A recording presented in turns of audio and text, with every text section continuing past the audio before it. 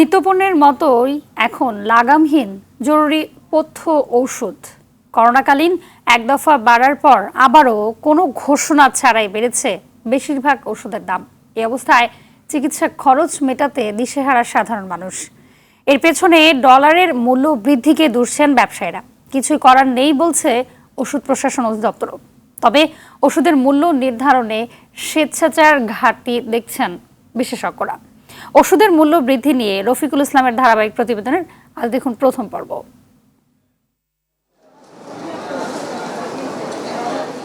2019 সালে চাকরি জীবন শেষ করেন সোনালী ব্যাংকের মতিঝিল শাখার নিরীক্ষা বিভাগে কর্মরত খোরশেদ আলম।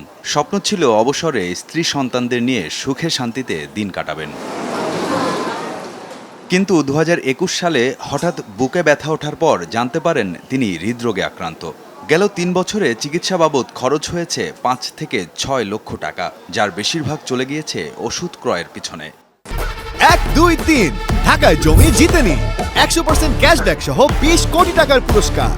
কিছু টাকা পয়সা ছিল এবং আত্মীয় স্বজনে কিছু দিছে। ওষুধের পিছিয়ে যে খরচ হচ্ছে, উনি যে টাকা পান তারপরে মনে করেন 10 দিনে ওর মেডিসিনের দাম হয় না। আর স্বাভাবিক জীবন যাপন করা, খাওয়া দাওয়া, পড়া, এগুলো অনেক কষ্ট হচ্ছে।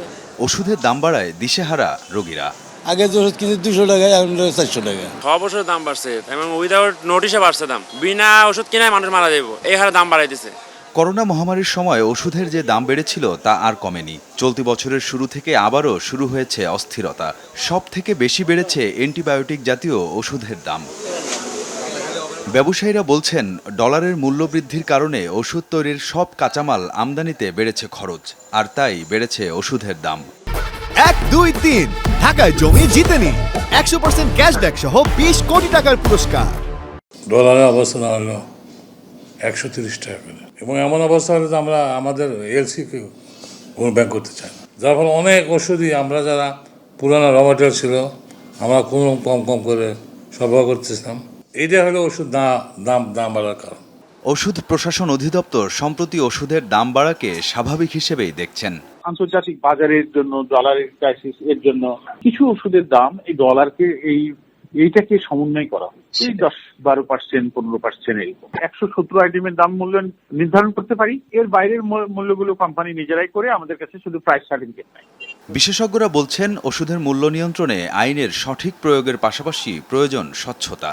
যারা স্টেক হোল্ডার ওষুধের সাথে, তারা বছরে কমপক্ষে 2 বার বসবে যে কাঁচামাল ইন্টারন্যাশনাল মার্কেটে কোনটার দাম বাড়লো, কোনটার দাম কমলো, সবাই যেন উইনে থাকে, ওইভাবে দামটা ঠিক হোক এবং এই দামটা পাবলিশড হবে গ্যাজেটে। ওই গ্যাজেটের কপিটা আপনি দোকানে টানানোর ব্যবস্থা করে দেন আর নেটে দিয়ে দেন।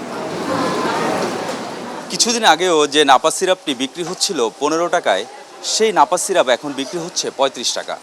45 টাকার সেকলো এখন বিক্রি হচ্ছে 60 টাকা পাতা। এভাবেই সব ওষুধের দাম বেড়েছে, যার ফলে অন্যান্য খরচ কাটছাট করে ওষুধের পিছনে অর্থ ব্যয় করতে হচ্ছে সাধারণ মানুষকে।